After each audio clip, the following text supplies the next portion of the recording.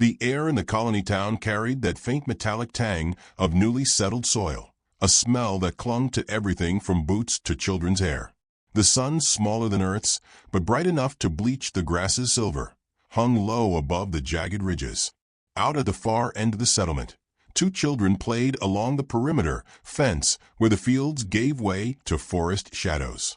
7 and 9, wild with that mix of energy and curiosity that made every adult shake their head, they had turned a patch of dust into a baseball diamond. A rock marked home plate, a split plank of what served as a bat, and their laughter rang out louder than the faint hum of the colony's shield generators. They didn't notice the shadows stretching longer than they should. They didn't notice the brief shimmer of heat as the air peeled open with the whine of cloaked engines.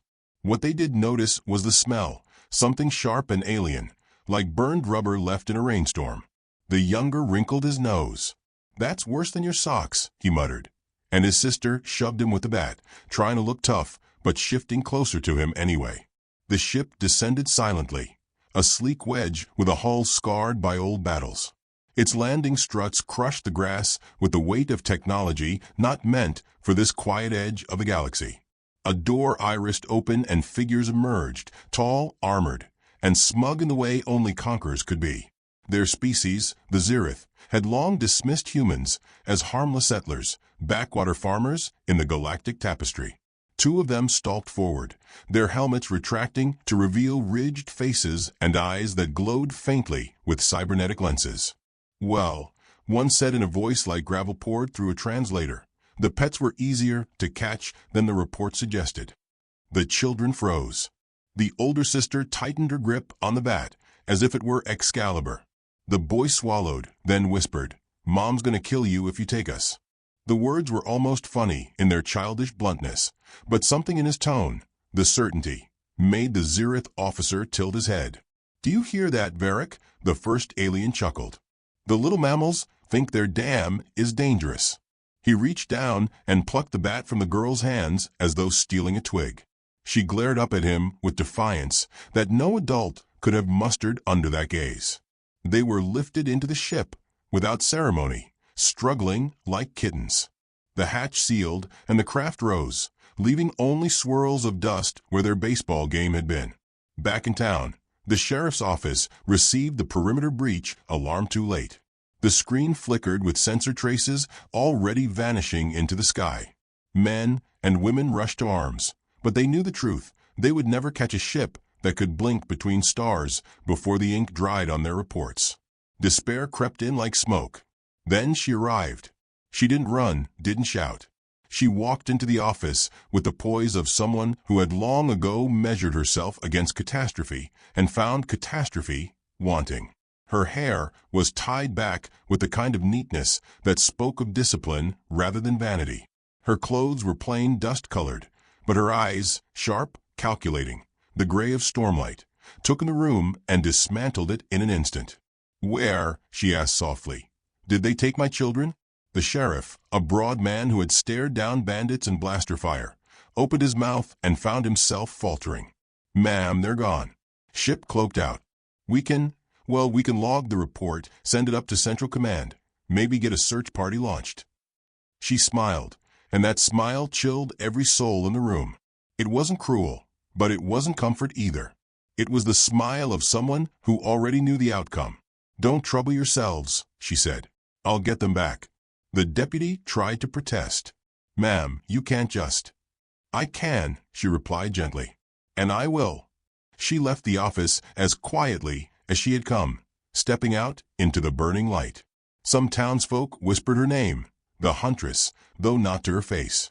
Rumors said she had once worked with covert human units in the early expansion wars, the kind of missions no one admitted existed. Others said she had made whole raiding parties vanish without firing a single shot. The truth was blurred, but the fear was sharp. At the edge of town sat her ship. It was not large, not sleek. It looked almost battered, its hull patched with mismatched plates, its frame more like a hunter's cabin than a war machine. Yet when she approached, the doors slid open with smooth obedience, and the interior glowed faintly with systems far too advanced for a settler vessel. She ran her hand across the frame as if greeting an old friend, then stepped inside. In orbit, the Zirith ship carried its captives toward a rendezvous. Inside, the children were deposited in a holding chamber, surrounded by humming force fields and leering guards. The girl crossed her arms and sat defiantly on the floor. The boy looked around, wide-eyed, then asked, "Do you guys have snacks? Like Cheetos?" The aliens exchanged puzzled glances. Cheetos, one repeated, trying the syllables as if they were an incantation. "They're orange," the boy explained earnestly. "Crunchy. Stains your fingers. Best food in the galaxy." The guards barked laughter, the kind that covered nervousness with cruelty. "Your species truly is primitive." "Primitive doesn't mean stupid," the girl shot back. Her voice was sharp, and it startled even her brother. For a heartbeat, silence hung in the chamber. Then one guard leaned closer. "You should be afraid, little mammal." "I'm not," she whispered, and the quiet steel in her tone unsettled him more than any scream could have. Down below, the mother's ship roared to life. Systems woke like wolves stirring from slumber, red lights pulsing against steel bulkheads. She sat at the controls with perfect stillness, as though meditation anchored her. Then she whispered coordinates, not random guesses, but lines she had anticipated, paths she had studied. She knew the Zirith better than they knew themselves. On the alien vessel, the commander sat in his chair, smugness draped over him like armor. "The human settlement won't dare respond," he told his crew. "By the time Central Command even knows, these two will be specimens. Our scholars will laugh at their weakness." One younger officer hesitated. "Commander," they seemed unusually calm. "Children don't understand fear," he dismissed. "Or," the younger said slowly, "they understand something we don't." That seed of doubt sprouted quickly when a new signal ghosted onto their scanners. An incoming craft, small but deliberate, cutting through space with precision. The commander sneered. "One settler ship? They dare." "She," the younger corrected softly, reading the transmission codes. "It's their mother." The commander laughed, but unease crawled through the crew. The transmission chimed in, a woman's voice, warm, melodic, almost too polite. "Hello there," she said. "You have something of mine. I'll be docking in 10 minutes. Please have tea ready." The bridge fell silent. The commander barked orders, but his hands felt clammy. The younger officer whispered again, "Sir, maybe we should release them." The commander slammed his fist. "She's one woman. We are Zirith. She will learn respect." In the holding chamber, the children heard the announcement of her approach. Their eyes lit up, not with fear, but with recognition. The boy grinned. "Told you. Mom's gonna kill you." The guards exchanged uneasy glances. Outside the viewport, a small, battered ship grew larger, its hull reflecting cold starlight. Inside, the Huntress smiled as she adjusted her controls, humming softly. It was a tune older than the stars, older than war, a lullaby her children knew by heart. And as the aliens prepared for an easy capture, the first of their perimeter drones winked out of existence, cut cleanly in half by something they never even saw. She whispered to herself, voice calm as prayer, 10 minutes. The Zirith vessel was a cathedral of steel and arrogance, every bulkhead polished to reflect the authority of its commanders. Its corridors thrummed with the power of engines bred for war, not mercy. And yet, beneath that mechanical heartbeat, something else pulsed now, a quiet dread, a whisper that rode the recycled air. She is coming. The children sat in the holding chamber, the blue light of containment fields painting their faces. The boy had found a loose wire along the floor, and despite the guard's threats, he fiddled with it like a cat with yarn. "Bet this breaks your whole ship," he muttered, though he hadn't the faintest idea what it did. His sister smacked his hand away, muttering, "Stop it, idiot. Mom's on her way." The older guard sneered. "You mammals truly believe she will reach you? One ship against a cruiser? She will burn before she scratches our hull." The girl stared at him, unblinking, her gray eyes a mirror of her mother's. "She doesn't scratch," she said evenly. "She cuts." For a heartbeat, silence. Then laughter rippled through the guards, though it wavered around the edges like cloth fraying under strain. Far outside, her vessel cut through the void like a knife concealed in velvet. Its size was laughable compared to the Zerith cruiser, but size was theater, and she had long ago learned that theater crumbles when struck at the knees. Inside, she prepared with calm precision, each motion deliberate, each breath measured. She laid a thermos on the console beside her, steam faintly curling from its cap. Hot chocolate, her children's favorite, prepared before dawn as if she had known this day would come. To one eye, it was sentiment. To hers, it was ritual, a reminder of what she fought for and what she would destroy to preserve. Her ship's AI hummed softly in response to her touch. Weapons charged. Docking clamps ready. Not yet, she whispered, adjusting a strand of hair behind her ear. We'll knock politely first. A channel opened to the Zerith bridge, and her voice poured through like honey spiked with steel. Good evening. I do appreciate the trouble you've taken to entertain my children. I'm afraid their bedtimes are rather strict. Shall we conclude this visit quickly? On the bridge, officers stiffened. The commander sneered into the comm. You dare speak to us as equals? You are human. You are prey. Her smile, though unseen, laced her words. Prey that writes the hunting rules is not prey, Commander. But I won't bore you with definitions. Open your docking bay. I dislike making a mess on entry. The line clicked dead. The commander barked orders to ready weapons. Yet in his gut coiled a doubt he couldn't name. The younger officer leaned in, voice hushed. Sir, legends speak of humans like her. The ones who smile before the slaughter. Legends are for the weak, the commander snapped. But his eyes betrayed him, darting to the void where her vessel drew closer, silent as judgment. Inside the holding chamber, the boy had taken to humming. A baseball chant, steady and off-key, filled the sterile room. The aliens shifted uneasily. Why are you making noise? One demanded. He shrugged. Keeps me calm. Besides, Mom says music helps the waiting pass. Waiting for what? The girl grinned. For you to panic. Before the guard could retort, the ship shuddered. A subtle vibration at first, then sharper, like the ring of a blade along glass. The lights flickered. Sirens blared. On the bridge, alarms bloomed across consoles. Perimeter drones destroyed, a technician cried. How many? The commander demanded. All of them. That's impossible, she's one ship. The younger officer whispered. Sir, what if she's not? But she was. And she was enough. Her vessel slid alongside the cruiser's docking bay, ignoring the frantic barrage of orders to repel her. A pulse of energy cracked the bay's outer locks, and before the crew could mount a defense, her ship nestled inside with the serenity of a hawk landing among pigeons. The bay doors sealed. Silence fell.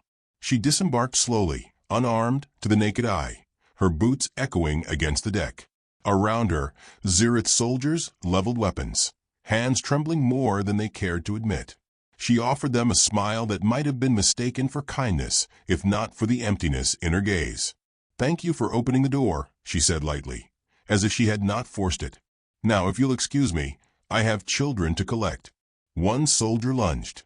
She moved faster than thought, sidestepping, catching his weapon, twisting with the precision of a surgeon. He collapsed with a cry, alive but broken. She set the weapon down gently, almost respectfully, as though apologizing for the inconvenience. Please, she murmured. Don't make me rude. Her advance through the corridors was not a charge, but a stroll. Every ambush dissolved into chaos as she dismantled it with traps, diversions, or chilling efficiency. One moment she was there, the next she was behind them, whispering apologies as she rendered them unconscious. To those who watched from cameras, it seemed the ship itself bent to her will. On the bridge, the commander's bravado crumbled. Sweat beaded his ridged brow. How does she move like that? The younger officer did not look away from the monitors. Like she has walked this path 1,000 times before. The commander growled. She's alone. She cannot fight an army. But alone was exactly how she preferred it. In the holding chamber, the children felt the tremors of her progress. Thuds, shouts, silences sharper than screams. The girl stood, shoulders squaring. She's here. The boy beamed. Told you. A guard hissed. Quiet. But even he glanced nervously toward the door, as though waiting for it to dissolve in fire. When it finally opened, there was no fire, no thunder. Only her silhouette, framed in cold light. She stepped inside, eyes sweeping the room until they found her children. For the first time, her face softened. "Mom!" they cried, rushing forward. The guards moved to stop them, then froze as she raised one hand. Not a weapon, not a threat, just a hand, palm outward, calm as prayer. Yet the air thickened, and instinct screamed at the guards to step back. Her children crashed into her arms. She knelt, gathering them close, the steel in her posture melting for a breath. She pressed her forehead to theirs, whispering words too soft for alien ears. Then she rose, children behind her, and faced the guards. Her smile returned, sharp, deliberate. "Thank you for babysitting," she said. "I'll relieve you now." The guards dared not move. She turned, guiding her children out, every step measured. The ship seemed to shiver around her, as though recognizing the predator in its veins. On the bridge, chaos spiraled. Reports of systems failing, of entire squads disabled without casualties. The commander barked orders no one believed. His authority fractured, leaking like air from a ruptured hull. The younger officer, pale beneath his ridges, whispered, "Sir, we should surrender." "Surrender?" the commander spat. "To one human?" The officer's eyes were wide, fixed on the feed of her walking calmly through their halls, children safe at her side. Not one human. The human. She reached the central corridor, sensors tracking her every move. She glanced at the nearest camera, her gray eyes locking with the unseen crew. And she spoke, her voice smooth as silk. "I didn't come only for my children," she said. "You made the mistake of thinking humans are prey. Allow me to educate you." The feed crackled, her image flickering. For a breath, silence hung across the ship. Then the commander felt it, a shift, a recognition that the hunter was already inside the walls, and there was no turning back. The mother brushed her children's hair back, calm in the storm. "Stay close," she whispered. "It gets louder from here." The corridors of the Zereth cruiser were designed to intimidate. High ceilings, metallic arches inscribed with battle victories, banners that glowed faintly with the record of conquered species. To the mother, they were little more than hallways in a trophy case. She walked them with unhurried calm, her children close behind, her presence transforming intimidation into irony. Every squad that barred her path had already been anticipated. Every weapon raised already accounted for in the quiet architecture of her mind. The first ambush came near the junction to the armory. Dozens of Zereth soldiers lined the walls, blasters trained. A booming voice echoed, human female. "Surrender, and your offspring will be spared." Her children stiffened, the boy's hand clutching the hem of her jacket. She stroked his knuckles briefly, a silent assurance. Then she looked down the corridor, her expression warm, almost grandmotherly. "Spared," she said. "You misunderstand. They're not in danger. You are." A ripple of unease passed through the soldiers. She raised her voice, just enough to carry. "You've forgotten the oldest rule of hunting. Never corner what you don't understand." They fired. A barrage of plasma streaked toward her, heat searing the air. Yet the moment was wrong. Shots went wild, systems sputtered. The children blinked as panels overhead burst, releasing choking smoke. Sparks showered like fireworks. The Zereth coughed, blinded, as their weapons failed. The boy whispered, Did she break the ship?" "Not the ship," the girl corrected softly, shading her tone. "Bam!" She hadn't raised a weapon. She hadn't lifted a hand. She had triggered vulnerabilities she had already mapped from the moment she docked. Power relays rerouted. Environmental systems bent to her will. The soldiers collapsed under their own arrogance, choking and stumbling as she guided her children calmly through the haze. On the bridge, alarm screamed. The commander stared in disbelief. "She's compromising internal systems." "How?" The younger officer's voice was tight. "She's exploiting flaws we didn't know existed. She must have studied our designs." "Studied?" "She's a settler." "No," the officer said quietly. She's a predator who wore a settler's smile until now. Elsewhere, she led her children into a quieter stretch. The boy tugged her sleeve. "Mom, are you a spy?" She glanced down, lips curving. "Something like that. But not for them. For us." "But you're just—" "Mom." Her eyes softened, but only for him. "That's the most dangerous thing I am." Her words lingered as they moved, humor sparking in her tone even when steel lay beneath. She hummed again, a habit that unsettled every alien who heard it. A simple human tune, but in it lay confidence, so absolute that even her children began to relax, their fear replaced with an odd kind of pride. The next encounter was less subtle.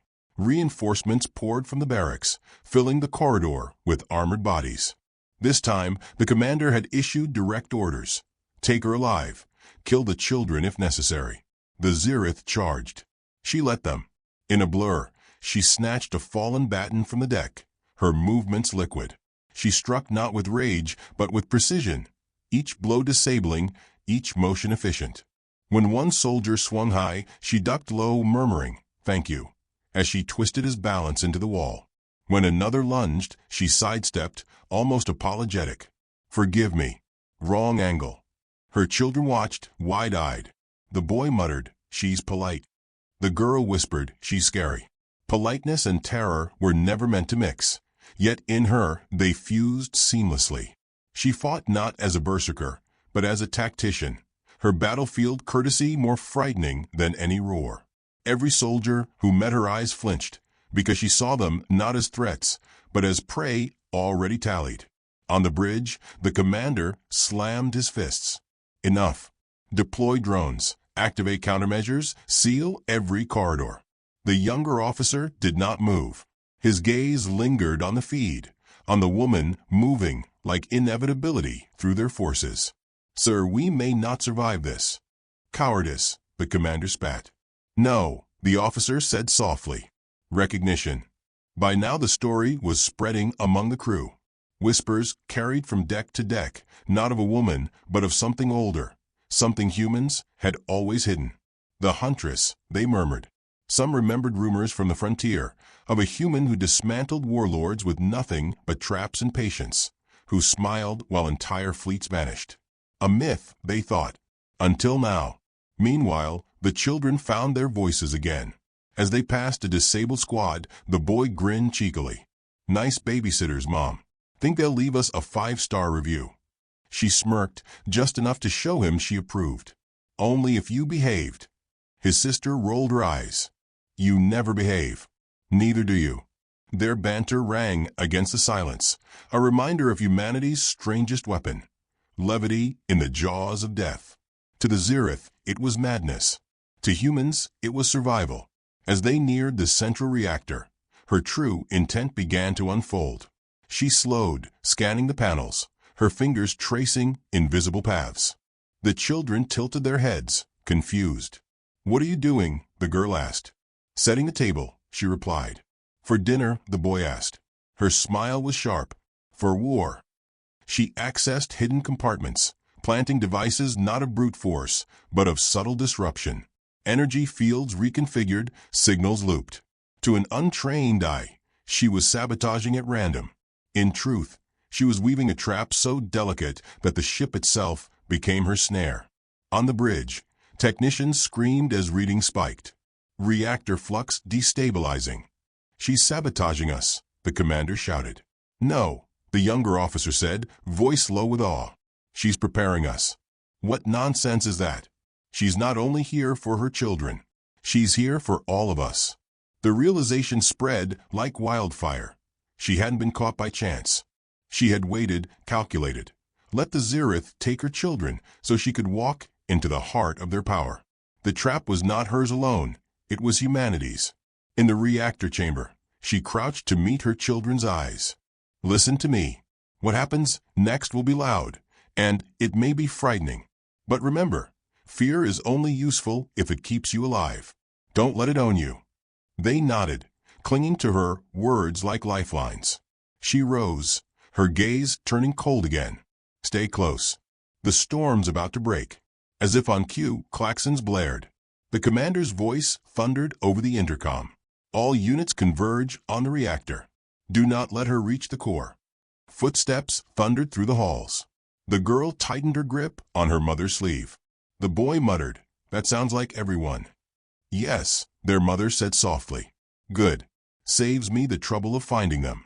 And then the walls shook with the approach of hundreds of soldiers, their weapons gleaming, their voices raised in alien fury. The Huntress straightened, shoulders square, her eyes like storm clouds ready to break. "Perfect," she whispered. "Now the real game starts." The thunder of armored boots filled the corridor, an avalanche of metal and resolve. Hundreds of Zereth soldiers converged on the reactor chamber, weapons charged, banners of conquest stitched across their armor plates. Their voices roared in unison, a war cry meant to shake enemies into submission. Yet as the sound reached her ears, the mother only smiled, brushing dust from her sleeve as if preparing for an evening stroll. Her children stood pressed against the wall behind her, their eyes wide but steady. They had learned something in these hours. Fear could tremble, but it could also sharpen. Their mother's calm steadied them like an anchor in storm tide. The first wave poured into the chamber. Plasma bolts lit the air in streaks of white-blue fire. She moved like inevitability, guiding her children with one hand, dismantling soldiers with the other. She wielded no heavy rifle, no screaming blade. Her weapons were simplicity itself. Environmental controls twisted at the perfect second, a conduit venting gas just as an enemy rushed forward, a floor panel overloading to knock soldiers sprawling. Each fall looked like luck, but luck had nothing to do with it.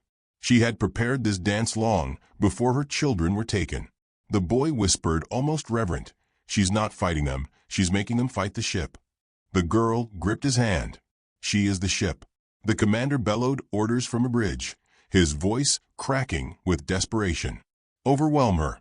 Numbers will drown her." But numbers meant nothing when funneled into traps. Entire squads stumbled into choke points she had engineered, their blasters sputtering as circuits fried under hidden pulses. Smoke and sparks turned the chamber into a carnival of failure.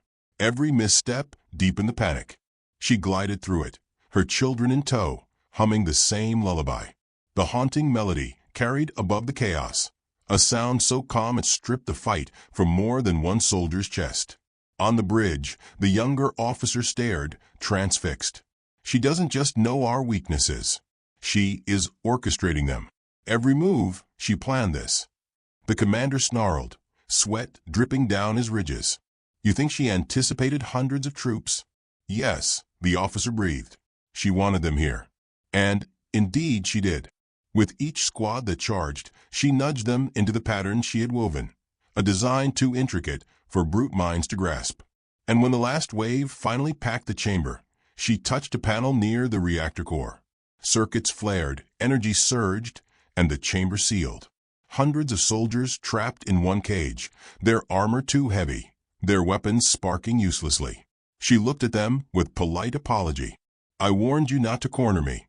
The chamber's gravity shifted. The soldiers staggered as magnetic pulls wrenched their armor sideways, slamming them against walls, each crash echoing like drums of defeat. She guided her children through the chaos, their path opening as enemies writhed helplessly. One soldier, braver or more foolish than the rest, tore free and lunged with a blade. The boy cried out, but she caught the strike midair, her hand clamping the blade as if steel bent to her will. She leaned close, whispering, so only he heard, "You should have stayed home." Then she dropped him unconscious at her feet. Her children stared. She brushed their hair with bloodless fingers, smiling gently. "See? Nothing to fear." The girl's voice wavered. "You're terrifying, Mom." The mother's smile held, but her eyes softened. "Terrifying only to them. To you, I'm just Mom." The words anchored the children, even as the galaxy shifted underfoot. The commander, wild with fury, ordered the ultimate sanction. Unleash the fleet. Surround her.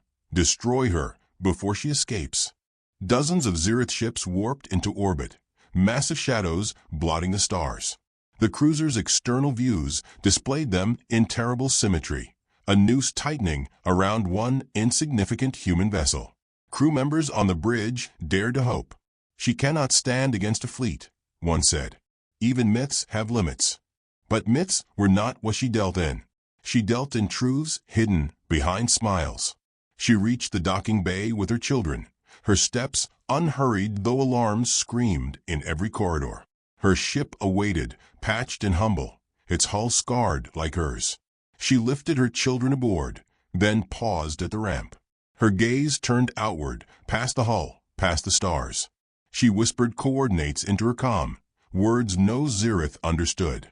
The void shimmered. Human ships decloaked one by one, sleek predators that had lingered unseen, their engines humming with restrained violence. Not a fleet of conquest, but of guardianship, summoned not by accident, but by her plan all along. The children gasped, eyes wide at the sudden armada. "Mom, they were waiting?" She smiled faintly. "I told you." Setting the table. The Zirith bridge fell silent. Terror cracked through every officer as they watched humanity reveal its hand. Their fleet, once predator, now looked like prey ringed by wolves. The commander's mouth worked soundlessly. She used her children as bait. The younger officer did not deny it. "She used us as bait too. And now we are the lesson." The battle ignited. Human ships struck not with chaotic fire, but with precision, each volley dismantling Zirith vessels piece by piece. It was less a fight than an execution. The children pressed their ears against their mother's chest as thunder rolled through space, and she covered them gently, murmuring, "It will be over soon." Humor threaded even then. The boy whispered, louder than fireworks. "Yes," she said softly, eyes never leaving the stars. "But just as beautiful, if you know what to look for." The Zirith ships fell, retreating in disarray. Survivors carried whispers that would race across the galaxy. Whispers of humanity, not as prey, not as settlers, but as hunters who smiled until the moment they struck. When the last enemy fled, silence returned. She sat with her children in the cabin, pouring hot chocolate from a thermos she had kept safe through it all. The steam curled between them, sweet and ordinary amid wreckage. The children sipped, their small hands warming against the mugs. "Mom," the girl asked softly, "were you always going to save us?" Her eyes softened. "Always." The boy frowned. "But you scared them so much." "You scared me too." Her hand stroked his hair, tender as any mother. "Sometimes, to keep what's ours safe, we must remind others what we are capable of. But never mistake fear for love. I don't fight because I'm ruthless. I fight because you are mine." The children nestled closer, soothed not by the words, but by the steady heartbeat beneath them. Outside, human ships formed protective orbit. Messages crackled through comms, reports of victory, confirmation of retreat. Yet none of it touched her calm. She sat with her children, eyes fixed on the stars, her expression unreadable. She whispered, more to herself than to them, "They'll never learn. We warn them, we're polite, until you touch what's ours." The words lingered, an epitaph for the battle, a warning for the galaxy. The Huntress had revealed herself, not in fury, but in precision, not in chaos, but in calculated truth. Humanity had shown its teeth, smiling all the while. And somewhere, among the fleeing remnants of the Zirith, voices carried the story already, of a woman who walked through armies, of children who laughed in captivity, of a species that pretended at fragility until the moment fragility became fangs. In the quiet after battle, the children drifted to sleep in her arms. She rocked them gently, the thermos still warm at her side, her eyes fixed on the horizon where stars stretched infinite and waiting. And as the void swallowed the wreckage, as silence claimed the battlefield, she allowed herself one last smile, soft, dangerous, eternal. The galaxy had been warned. Humanity had been revealed. And this was only the beginning.